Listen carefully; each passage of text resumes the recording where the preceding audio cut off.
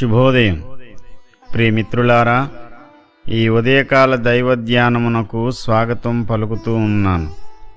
దేవుని పరిశుద్ధ వాక్య భాగములో నుండి ప్రకటన గ్రంథము 21వ అధ్యాయము 5వ వచనాన్ని చదువుకుని దేవుని వాక్యాన్ని ధ్యానము చేద్దాం. ఇదిగో సమస్తమును నూతనమైనవిగా చేయుచున్నానని చెప్పెను. దేవుడి యొక్క వాక్య భాగము మన వినికిడిలో ఆశీర్వదించునుగాక. ఆమేన్. ప్రియమిత్రులారా, ఇదిగో అనే మాటతో ఈ యొక్క వచనాన్ని ప్రారంభిస్తున్నాడు పరిశుద్ధాత్మ దేవుడు.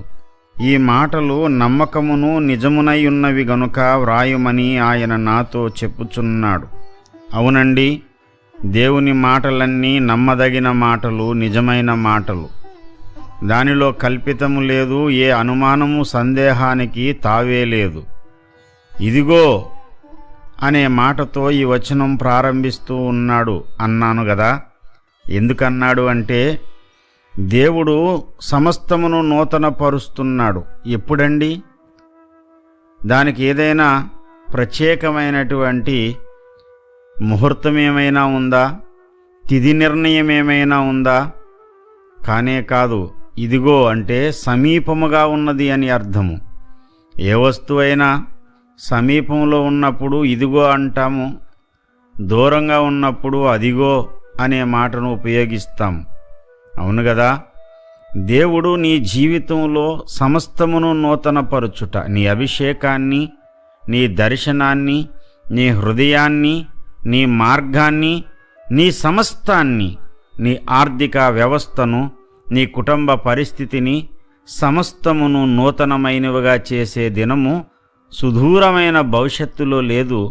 ప్రియమిత్రులారా, సమీపంగానే ఉంది. అది ఈ దినమే కావచ్చు, ఈ దినము నుండే ప్రభు ప్రారంభించవచ్చు. ప్రియమిత్రులారా, దేవుడు జరిగించే కార్యాలన్నీ కూడా సమీప భవిష్యత్తునే తెలియజేస్తున్నాయి. ఇదిగో నేను తలుపు నొద్ద ఉండి తట్టుచూ ఉన్నాను అన్నాడు. ఇదిగో నేను త్వరగా వచ్చుచున్నాను అన్నాడు. ఇవన్నీ కూడా ఇదిగో అనే మాటతోనే దేవుడు మొదలుపెట్టాడు.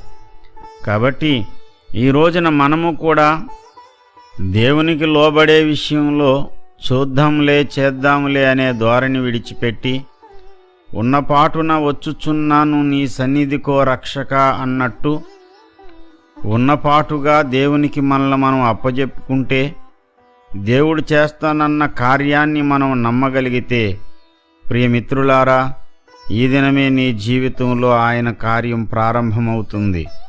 సమూయేలు చెబుతాడు సౌలుతో, దేవుడు తన అభిషేకాన్ని నీ మీద కుమ్మరిస్తాడు, నీ మనసు నూతనమవుతుంది, నీవు ప్రవచించడం మొదలు పెడతావు ఇత్యాది సంగతులన్నీ కూడా చెబుతాడు. మొదటి సమూయేలు గ్రంథము 10వ అధ్యాయంలో 9వ వచనం దగ్గరకు వచ్చేసరికి, అతడు సమూయేలు నద్దు నుండి వెళ్ళిపోవుటకై తిరగగా దేవుడు అతనికి క్రొత్త మనసు అనుగ్రహించెను.